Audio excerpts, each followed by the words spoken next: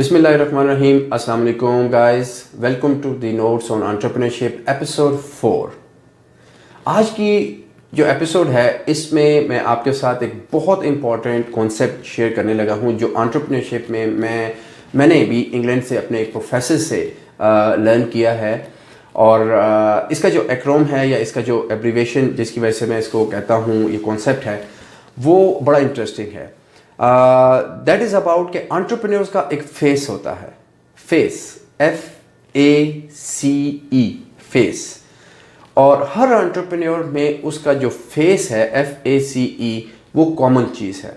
लेकिन ये फेस अगर वो पोजेस करेगा, अभी मैं आपको एक्सप्लेन करता हूँ कि what stands for F, what stands for A, FACE और उसके पीछे थियोलॉजी क्या है वो मैं सारी एक्सप्लेन करता हूँ।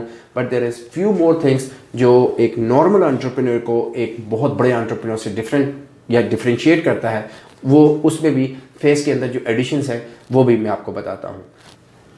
First of all, face her entrepreneur का होता है। Face stands for F, focus, A is for advantage, C is for creativity and E stands for ego. So ये चार कंपोनेंट्स जो हैं हर एंटरप्रेन्योर की पर्सनैलिटी में होते हैं।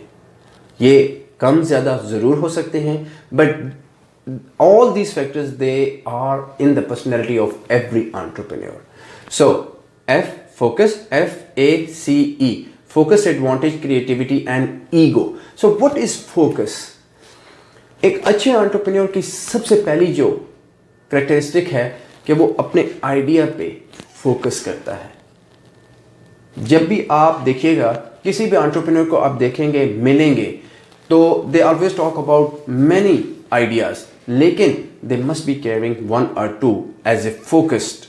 जैसे मैंने अपनी पहली एपिसोड में बताया था कि I am a serial entrepreneur. I do get lot of ideas, मेरे पास बहुत सारी यूथ आती है, बहुत सारे आइडियाज़ की बात पर, but those ideas are not for me, they are for them. So I remain focus on my own ideas. So first point of the phase of an entrepreneur is focus.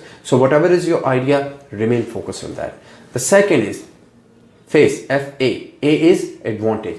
Advantage mean entrepreneurs, they always keep their eyes and ears open. और उनके सामने कोई भी जब opportunity आती है, particularly in start of their life of starting their own entrepreneurial venture, उसमें वो उस अपॉर्चुनिटी से एडवांटेज लेते हैं। They know how to take advantage of particular opportunity, या किसी भी किस्म की उनके सामने जब अपॉर्चुनिटी आती है तो कौन सी चीज़ उसके अंदर उनके लिए ज़्यादा इंपॉर्टेंट है, they can take advantage of that. That's the second factor, FA। So the next phase का जो तीसरा एक्रोम है that is FAC। C is creativity. आप जैसे मैंने एपिसोड 1 में, इस एपिसोड 2 में बताया था कि entrepreneurship have lot of definition, तो आप कोई भी डेफिनेशंस दो चार उठाएं, आपको क्रिएटिविटी जो है कि innovation and creativity, there is a difference between that, लेकिन मैं उसमें डिबेट में नहीं जाना चाहता। क्रिएटिविटी कि what is newness, what is new thing in your idea, in your model, that is the base of C, creativity. And the fourth point of any phase of the entrepreneur is C, and it's E. E is ego. Ego क्या है? जैसे हमारे यहाँ we have lot of sectors, आपको पता है, we have Punjabis, Urdu speaking, then we have Pathan, and every personality has certain sort of ego. अब हमारे इस फेस के अंदर भी ईगो भी दो किस्म की होती है, internal and external, inner and outer. तो मैं इसको एक ही में डिफाइन करने की कोशिश करूंगा। एंटरप्रेन्योर स्ट्रॉन्ग ईगो वाले होते हैं। जब वो डिसाइड कर लेते हैं ना कि this is the thing and I can do this one, they उसको वो करके दिखाते हैं। So some people they are so passionate कि उसके अलावा उनको नींद ही नहीं आती। और कुछ ऐसे भी होते हैं कि सेटबैक्स मिलने के बाद थोड़ा सा अपने आप को रिवाइव भी करते हैं, लेकिन फिर भी they come back to the entrepreneurial ventures, and that is the ego. ये उनकी पर्सनैलिटी का हिस्सा है जो उनको दूसरों से डिफ्रेंशिएट करता है। So these 4 factors, FACE, focus, advantage, creativity and ego, that makes the face of a normal entrepreneur.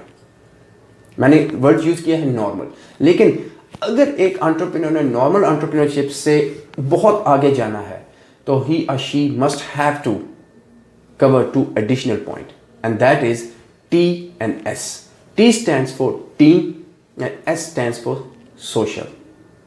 So team is, मैं इस पे एक पूरी एपिसोड दोबारा बताऊंगा एक अलग से, लेकिन यहाँ पे because we are talking about the facets FACTS, facets of the FACETS, team and social. तो टीम बिलोंग्स टू दी कि जो एक एंटरप्रेन्योर होता है उसने अगर नॉर्मल एंटरप्रेन्योरशिप से बड़ा बिजनेस करना है वो अच्छी टीम का सिलेक्शन करता है. उसके लिए आप कोई भी एग्जांपल्स ले लें.